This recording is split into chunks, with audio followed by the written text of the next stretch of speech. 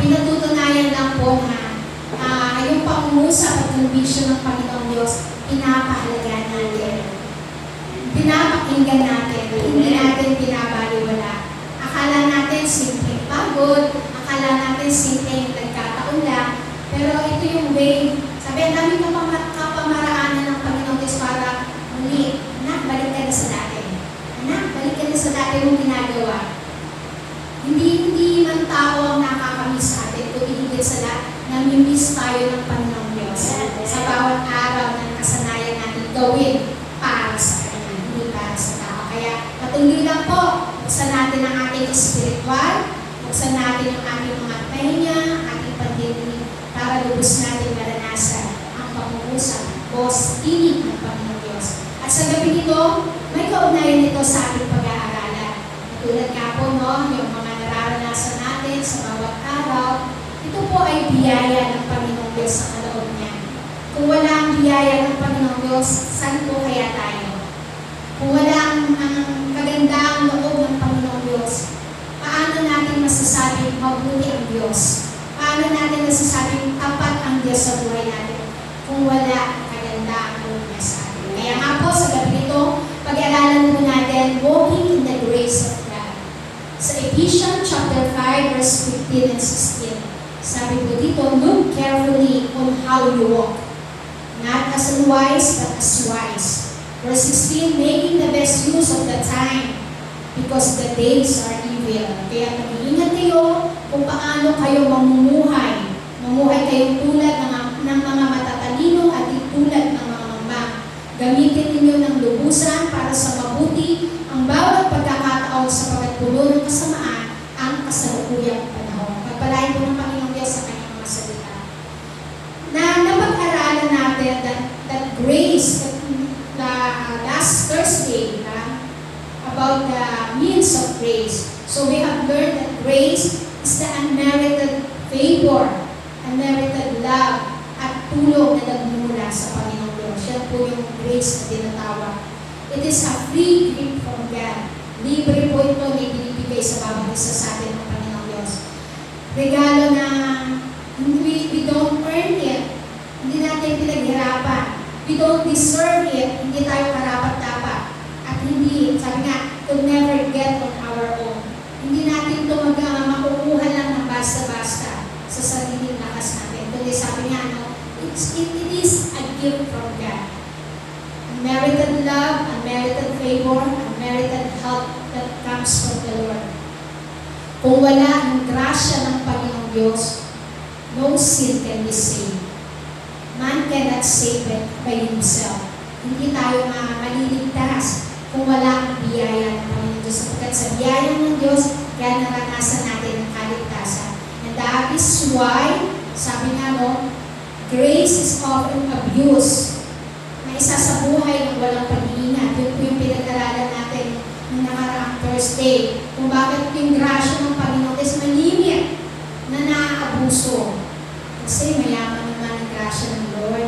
Patatawarin naman ako ng Lord. Yan lang sa ilan sa mga dahilan o mga excuses natin kung paano naaabuso ang salitang grasya ng Panginoong Diyos.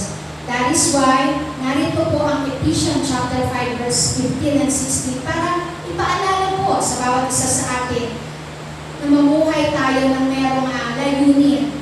Intentionally, to walk wisely rather than foolishly. Pag sinabing walk, it means living.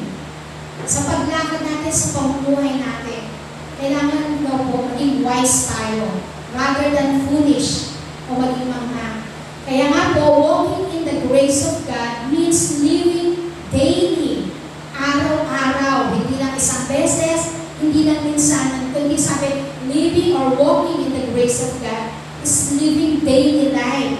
Rooted, nag-uugat po saan? In awareness and experience of God's free and merited love and favor. Aware tayo. Yung dakilang pag-ibig ng Panginoong Diyos, yung pabor ng Diyos, yung kindness ng Panginoong Diyos, na libre ito na ibinibigay sa atin. Aware tayo, pero yun nga, kadalasan, yung awareness natin, sabi nga, sumisend na. Kaya grace is God's kindness given as a gift. Kabutihan ito ng Panginoong Diyos na ibinibigay ng libre sa iyo, sa akin, sa bawat isa po sa atin. We cannot earn it through good deeds. Hindi ito natin nakakanta sa pamamagitan lang ng mabubuting gawa natin, mga effort natin, or perfections, but we receive it through faith.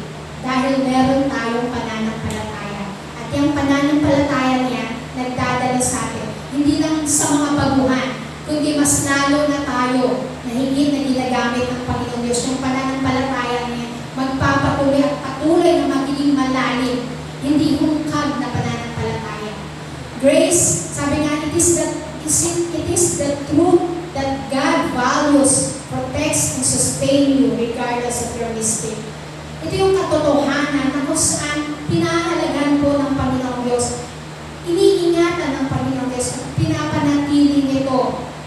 Kahit na may mga pagkakataon, nagkakamali tayo, nagkakasala tayo, sumisemplang tayo, yung mga achievements natin, minsan para doon na lang tayo nakatingin. Sabi niya, katotohanan na pinahalagan ka ng Panginoong Diyos. Sabihin mo sa katabi mo, mahalaga ka pala sa Lord. Mahalaga tayo sa Lord. Diba? Ito yung katotohanan na pinahalagan tayo ng Diyos.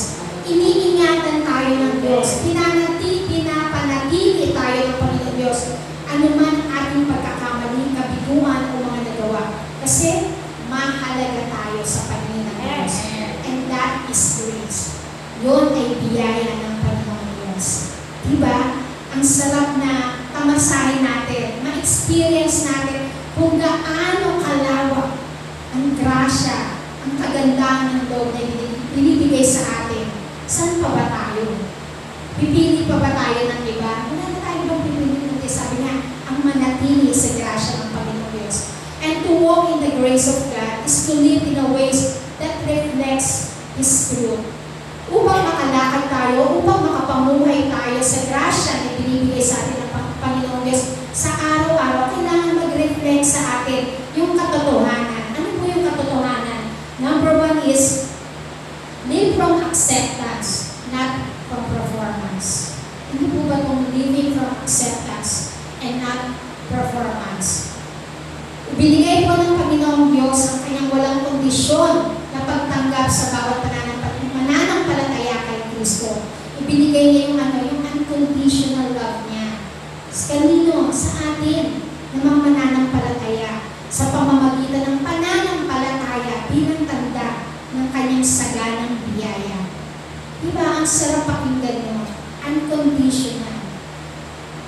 Hindi tayo hinihingan ng Panginoong Diyos na eto muna yung dapat gawin mo, anak, bago kita pagpalahin. Eto muna, anak, ang dapat gawin mo para maranasan mo yung grasya ng Panginoong Diyos. Hindi, sabi niya, no? Ibinibigay ng Diyos ang kanyang walang kondisyon pagtanggap sa bawat isa sa atin bilang mananampalataya. Sa pamamagitan lamang ng ating pananampalataya sa Kanya. Tanda yan, ang kanyang sagana at walang, sabi nga, walang hanggang biyaya, kagandahan mo.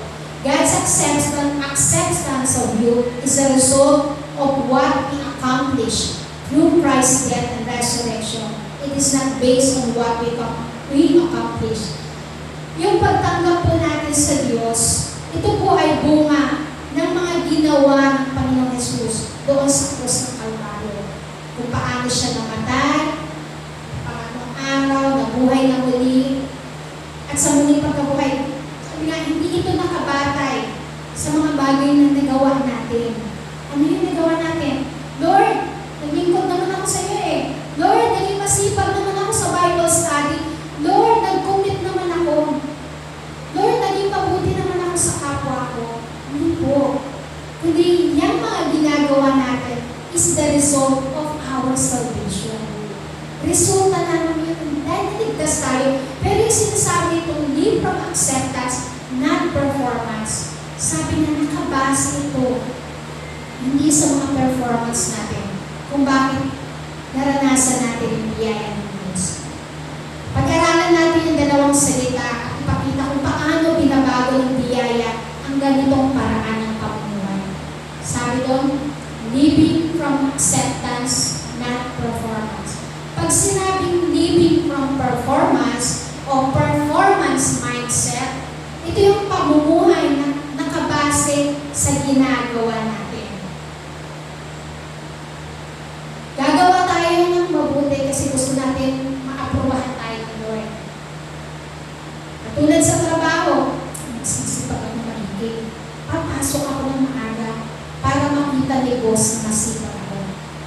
So, gumagawa lang tayo kasi para maaprubahan ni boss. Same as sa atin spiritually. We do good things to get God's approval. That's we call living from performance or performance mindset. To make sure na masayahan ng Panginoong Diyos sa lahat ng ating ginagawa. Maganda naman po yun. Totoo naman po yun. Diba? Para masayahan ng Diyos sa ginagawa natin. And sabi nga, we think that God only loves us if niisip natin, mamahalin tayo ng Lord kung gagawa ako ng mabuti, susunod ako sa kanyang rules and regulation, hindi ako gagawa ng mga bagay ng pagkakamali. Tama pa rin naman po yun. Kasi ito yung nais ng Panginoong Diyos. Be good enough. Pero sabi nga, that is performance-based living. We are trying harder. Always worried. Approve ba ito kay Lord? Approve ba ito sa boss ko? Nag-worry tayo. And feeling, sabi nga, feeling guilty when we fail. Totoo pa rin yun. Nagkakaroon tayo ng guilty feelings sa mali yung ginawa ko. Pero sabi nga, it is only living from performance. Performance mindset. Nakatuon lang tayo sa bagay na dapat natin gawin. Pero sabi nga, ang mahalaga is living from acceptance. Meaning, living from acceptance means grace acceptance mindset. Ano po ba yun? We do good things because we already approve and love by God. Tingnan niyo po yung pagkakaiba. Sa living from performance, gagawa tayo para ma-approvehan ng Lord. Matataka na, yes, you are approved. Kaya tayo gumagawa. Pero sa living from acceptance, gumagawa tayo kasi alam na natin we are approved and loved by God. And that is the result. Kaya tayo ngayon naglilingkod, kaya tayo ngayon gumagawa, kaya tayo ngayon patuloy. Sabi nga no, ano man yung ministry na kinapapalooban natin, hindi to get the approval, kundi gumagawa tayo na alam natin that we are already approved and loved by God. Bunga ng pag-ibig na naranasan natin sa Panginoong Diyos. Pansinin po natin, noong mga panahon na okay tayo, malakas tayo, masigla, lahat kaya natin gawin. Dumating yung point na nagkasakit tayo. Nawala tayo sa paglilingkod. Nakalimutan natin. Naging busy tayo sa mga bagay-bagay o ano mga kadahilanan. May mga pagkakataon, that is the point na kung minsan doon tayo tinatawag ng Lord. Tulad po ng testimony kanina. Tama naman po yun. Kasi ang reason ko bakit? Kasi gusto ni nanay. Pagkita ako, gusto ni nanay. So, maganda po yun. Please natin yung mga mahal natin sa buwan. Makatulong tayo. Pero higit sa lahat sabi, we are to please God rather than man. Ano ba yung pinagagawa sa iyo ng Lord? Ano ba yung pinaka-main duty natin para patuloy natin maranasan ang biyaya ng Lord? That we accept the fact that God already loved us. God already approved us sa kabila ng mga karanasan natin, sa kabila ng mga pagkukulang natin, sa kabila ng mga pagkakamali, still God loved us. Still God approved us. So, sabi nga po no, that we are living not by performance but through the acceptance dahil sa masaganang biyaya ng Panginoong Diyos. We do good things because we already approve and love by God. At itong naranasan natin ito yung nagdadala sa atin para makatulong tayo sa kapwa natin at makapamuhay tayo ng may katapatan. sa lahat, sabi nga doon, we grow in faith. Doon tayo patuloy na lumalago eh. Kaya nga nagtatagal tayo eh. Sa pananampalataya. Kaya nga tumagal tayo ng God's Glory Church eh. Because we grow in faith. Not to earn something, but because we want to show the love to God and to others. Diba?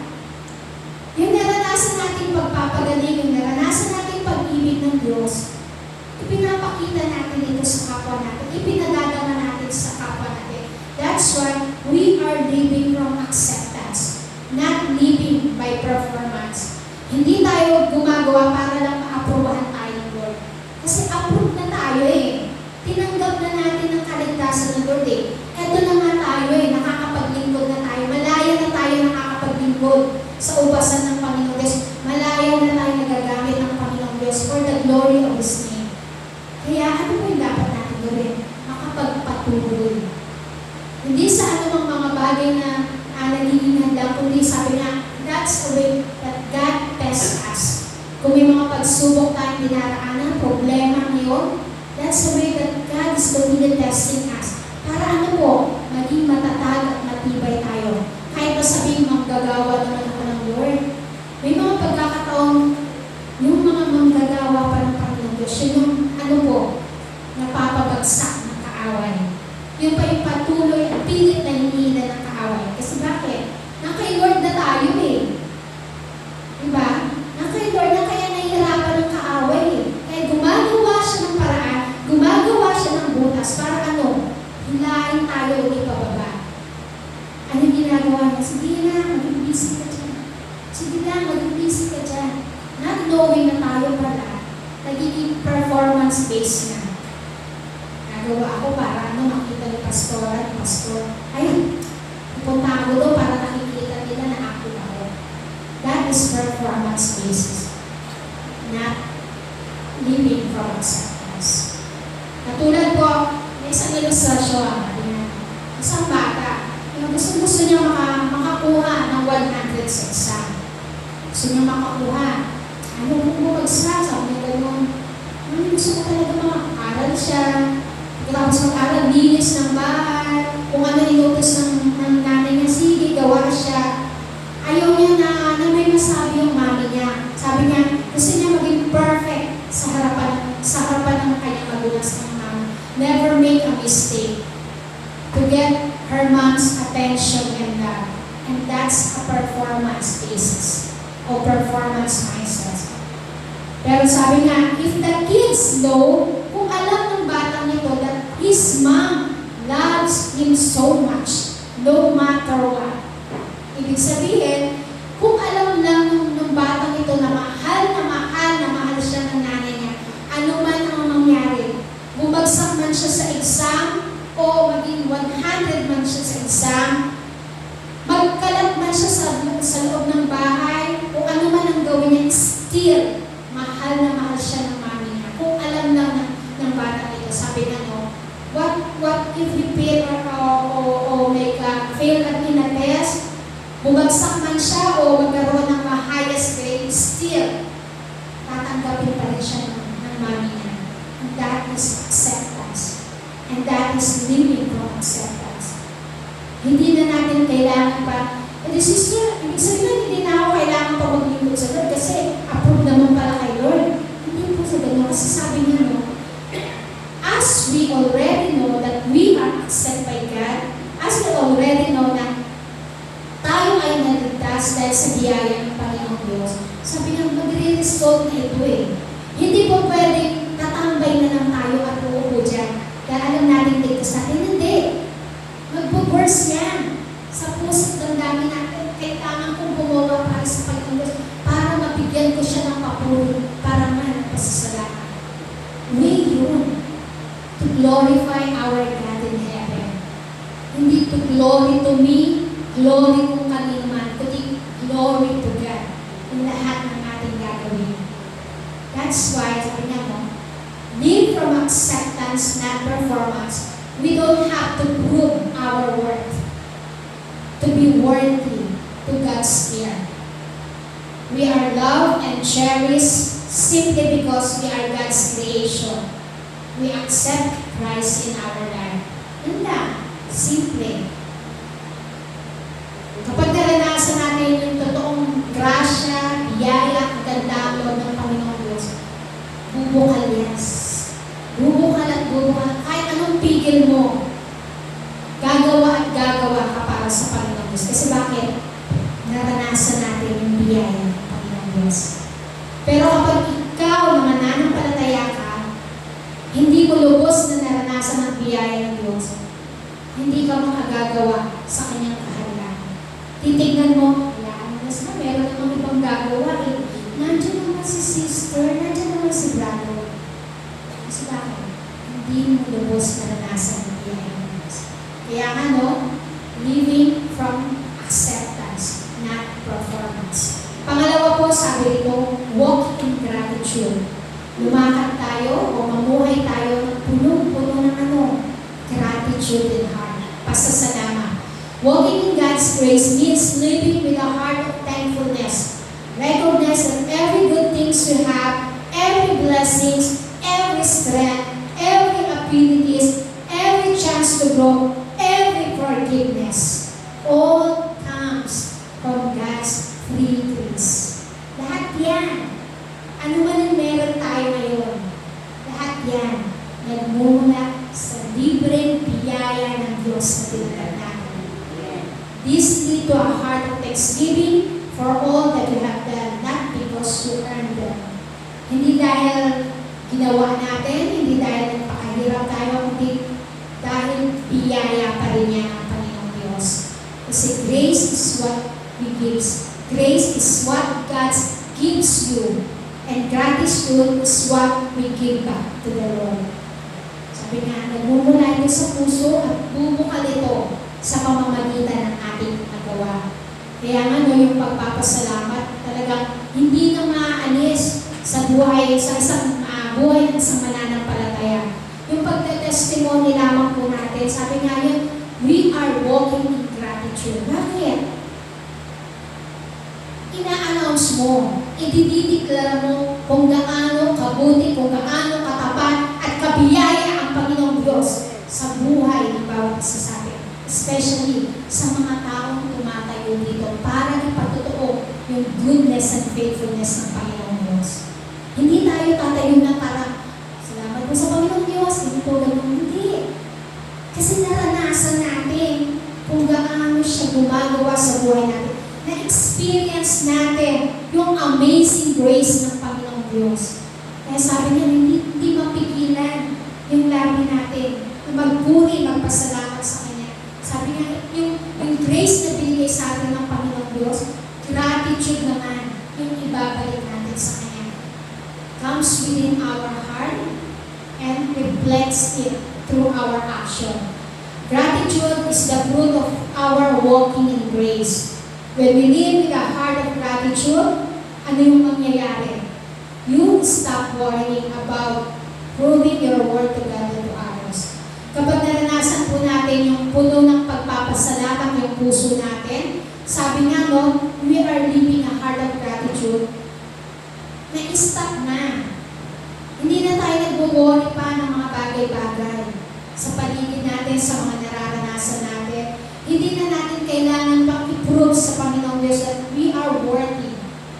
Maging sa kapwa natin. Kasi bakit? Alam na natin eh. Naranasan na natin yung biyaya ng Diyos eh. At patuloy na kilala natin kung sino ang Diyos sa buhay natin.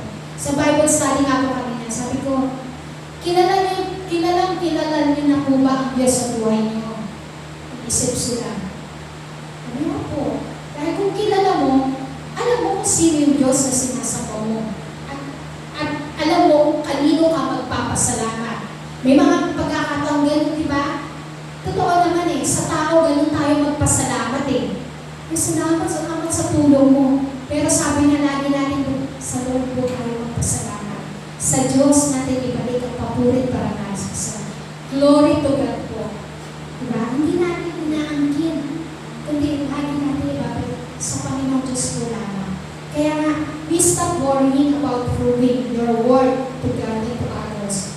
Hindi na tayo mag-worry kasi alam natin yung standing natin sa harapan ng Panginoong Diyos. That we are worthy, kaya tayo narito, we are worthy to God. Tinawag tayo ng Panginoong Diyos at yung worthiness na yan.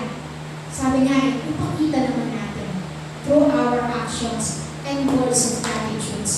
You became more humble, kind, and generous because you want to share the good gift you received. Diba?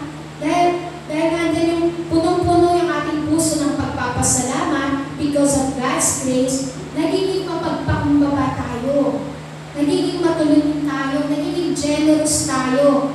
Dahil yung kagalakan na nararamdaman natin, yung kapayapaan na nararamdaman natin, yung blessing na meron tayo, gusto natin ma-share sa kapwa natin. Sabi nga po ng kapatid natukantuhan, sharing, tapos yung pag-uwi, nag-chat siya ulit. Sis, Pastor, sige po, pag dumating po yung blessing, gusto ko rin po maging bahagi, mag-share ng blessing na to sa mga pangangailangan mo. Praise God! Hindi dahil, kapatid, may pangangailangan ako, kapatid, tulungan mo. Hindi ganun. Bakit niya naranasan yun? At mali sa buhay ng bawat isa sa atin, bakit natin nararanasan that we have to share our blessing? Kasi, because of the abundant grace of God that flows within our lives. Sagana. At yung kasaganaan na yan, nag-outburst siya eh. Lumalabas siya. Gusto natin maging extension ng blessing ng Panginoong Diyos. Hindi lamang through finances, kundi through encouragement, pagkapit lang, sending some short messages, mga bagay na mag-lift up sa buhay ng mga kapatid natin na nakikita natin nanghihina, nanlulumo, nanlulupaypay, dumadaan sa iba't ibang proseso ng buhay. Nagiging instrument tayo ng biyaya ng Panginoong Diyos. Yung ating heart of gratitude, nag-uumapaw yan. Kaya nagiging extensions tayo ng blessing for others. Sabi nga you find more peace and joy. Punong-puno ang puso natin, ang kaisipan natin, ang buong pagkatao natin ng kapayapaan at kagalakan because we are focused on what God has given to us, not what we think we lack or deserve. Nakapokus tayo sa mga bagay na ginagawa sa atin ng Panginoong Diyos, sa mga bagay na ibinibigay sa atin ng Panginoong Diyos, hindi sa mga bagay na wala tayo. Kung kailangan deserve ko to, bakit hindi nila ako binigyan ng ganun? Ako yung deserving, wala ako dito dapat ako meron nun. Hindi na tayo nakapokus doon ngayon, kundi nakapokus na tayo sa gagawin ng Panginoong Diyos, sa patuloy na ipapakita ng Diyos sa atin. Yung mga bagay na kamangha-manghang, minsan sabi niya na unexplainable things na hindi natin mawari. And that is what we call walking gratitude. Kapag po tayo, sabi niya, simpleng pasasalamat, simpleng thank you, it all means to God. Walking in grace means living with a heart saying, thank you. Thank you, Lord. Thank you, God, for every day, for every good things, because we know all of it comes from His free and loving grace. Libre pa rin yan. Saan pa ba tayo? Lahat na libre na. Hindi pa ba tayo magkocommit ng buhay sa Kanya? Hindi pa ba tayo maglilingkod sa Panginoong Diyos? Hindi pa ba tayo magpo-focus? Sabi nga, ito na yung panahon na mag-focus na tayo. Mag-focus na tayo. So, hindi naman hinihingi ng Lord yung 7 days a week na narito tayo sa church, 24 hours na narito tayo sa church. Just give time to the Lord. Time to pray, a time to read His Word, a time to fellowship, a time to encouragement sa bawat isa sa atin. Para maranasan natin lubos ang biyaya ng Panginoong Diyos. Kasi lahat yan, sabi nga, libre ibinibigay ng Panginoong Diyos. That's why we should walk or we should live in the grace of God. Panghuli, sabi po dito, to grow and heal. To grow in grace means becoming more like Jesus. Minsan, alam na natin na, be more like Jesus.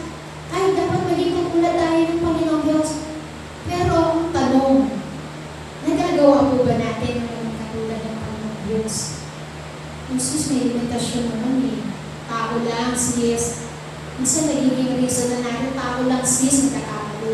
Pero sabi nga we grow and heal. Ito yung katotohanan that the grace of God to become, para lumago tayo, sabi nga be more like Jesus. Changing for the better, hindi changing for worse. May mga mananampalataya, habang tumatagal, imbis na for better, nagiging for worse. Bakit? Nagsasawa na. Tama. Sawa na ko, araw-araw na lang kami yung nagkikita sa church Nakakasawa naman, lagi naman yung ginagawa. Kaya imbis na tumatagal tayo na nagiging deeper and deeper, growing and growing sa Panginoong Diyos, tumatagal tayo nagsasawa na sa mga bagay na ginagawa natin.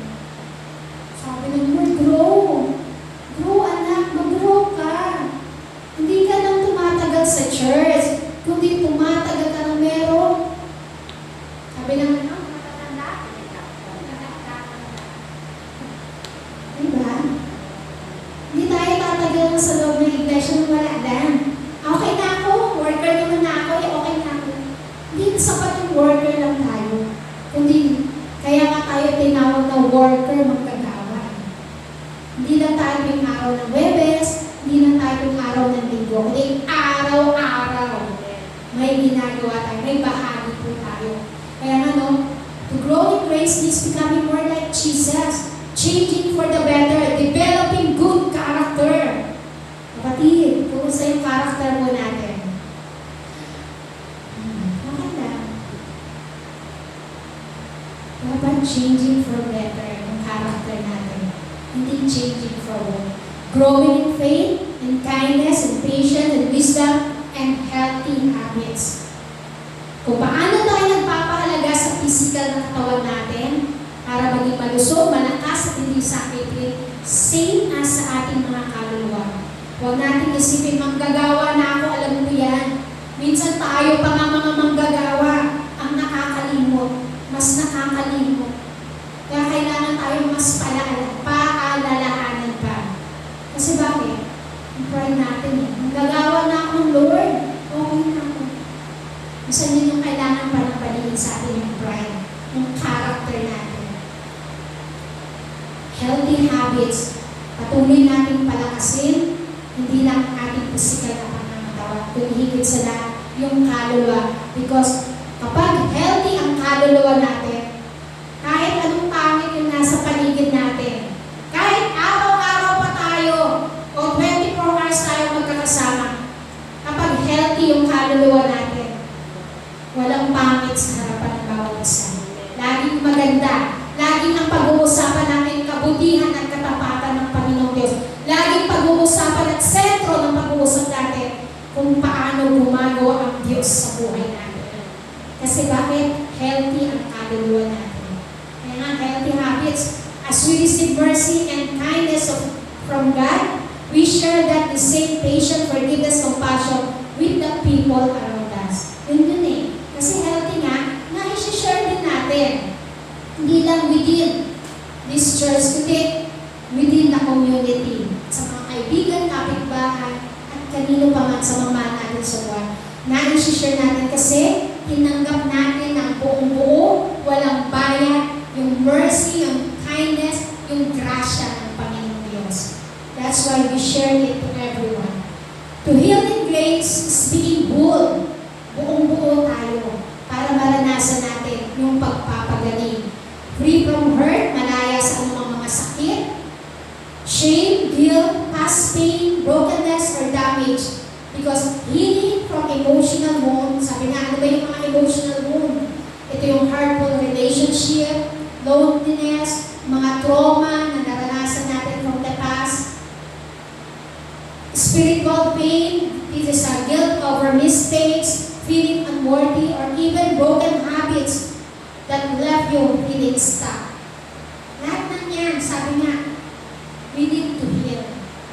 Kailangan maranasan natin yung pagpapagaling ng Panginoong Diyos sa pamamagitan ng grasya na ibigay niya sa atin, na biyaya ng Panginoong Diyos. So, growing and leading in grace is not about being perfect. Hindi naman ito kailangan ng perfecto tayo para maranasan natin ng kagalingan at para maranasan natin yung paglago. But it is about knowing that we are safe enough to be broken and loved enough to be changed. Napakaganda nga as salita na patuloy na binibigay sa atin. Not of being we are perfect, but knowing that we are safe enough. Ligtas tayo. Kasi, sabi nga, ligtas saan? Sa anumang mga bagay na nagpapasira sa atin. Kabi-kabila, marami yan eh. And we are loved enough. Yung saganang pag-ibig ng Panginoon Diyos ang patuloy na magpapabago sa atin. Sabi nga yung pagbabago nito, inside and outside. Lahat yan, buong-buo. Kaya nga, we are made whole. Hindi hapla kayo, kalahating lang yung binago sa atin. Kaya yung kalahati makamundo ka. Hindi. Binago tayo ng Panginoon Diyos. Whole, from head to foot. Lahat yan. Walang labis, walang kulang. Eksakto kung ano yung pangangailangan natin. Makikita yan ng Panginoon Diyos. So practically, walking in the grace means surrendering the need to be perfect. We don't need to be perfect. Kailangan ng Lord, fully surrender lang tayo sa Kanya. Minsan ang hirap talaga surrender, di ba? Pasilin niyo yung mga surrender. Surrender ka na kasi, huwag ka nang tumakbo. Diba? Nagkakatakbuhan pa. Ayaw kasi. Hindi na may hirap kasi yung pag-surrender eh. Kasi pag surrender ka na, wala ka nang magagawa. Diba? Yung mga napapatag natin yun. Sabi, surrender ka na kasi. Huwag ka nang tago, huwag ka nang tumakbo pa. Nadadapa ka pa tuloy. Minsan yung mga minds ng yung mga birukan sa social media eh. Kasi may hirap talagang sumurrender eh. Kapag surrender, wala ka nang magagawa eh. Wala na. Totally kasi, bigay mo na. Same sa atin sa harapan ng Panginoong Diyos. Walking in grace means surrendering the needs to be perfect. Para maging perfect tayo, we need to surrender. Surrender everything to God. At ang Diyos ang patuloy. Sabi nga, pinapagigganap tayo ng Panginoong Diyos. If we are fully hands-off and surrendered sa Panginoong Diyos. Trusting God's guidance, forgiving yourself and others, and living with humility, acknowledging that we need God's help every day in our life. Ito naman eh, lagi tayong mangangailangan ng tulong ng Panginoong Diyos. Hindi natin pwedeng sabihin namin, trabaho na ako, Lord, okay na po ako. May negosyo na ako, okay. Malakas ako, Lord, okay na ako. Hindi. Darating ang time, ang katawan natin nanghihina. Mapapagod. Nauubusan tayo. Even ang mga bagay na pinangahawakan natin. Nauubos, mawawala ang lahat. Pero ang biyaya ng Diyos, saganang na pinibigay sa atin. Hindi nauubos ang biyaya ng Diyos. Just, we need to trust Him fully. Pagkatiwala natin sa Panginoong Diyos, ang guidance ng Panginoong Diyos, forgiveness, patawad tayo, humingi tayo ng tawad, umuhay tayo patuloy na may kababaan. Knowledge natin lagi, Lord, I am nothing without You. Lord, I need Your help every day. Panginoon, patuloy mong isupply ang masaganang biyaya mo sa buhay ko at sa aking sambahan. Ito lamang yung nais ng Panginoong Diyos para patuloy tayo makalakad sa grasya, biyaya ng Panginoong Diyos. Kaya nga po sabi, walking in God's grace opens the door to compassion, humility, and reconciliation, transforming not only how we relate to others, but also how we view ourselves. Sabi nga po doon, sa pamumuhay natin sa biyaya ng Diyos, araw-araw, sinasalamin natin yung walang kapalit na pag-ibig at pagpapatawad na ibinigay sa atin ng Panginoon Diyos. Yan, sinasalamin natin sa bawat araw. Kapag naghasik tayo ng pinhi ng kagandahang loob, aanihin natin kagalakan, kaganapan, at paglagong spiritual.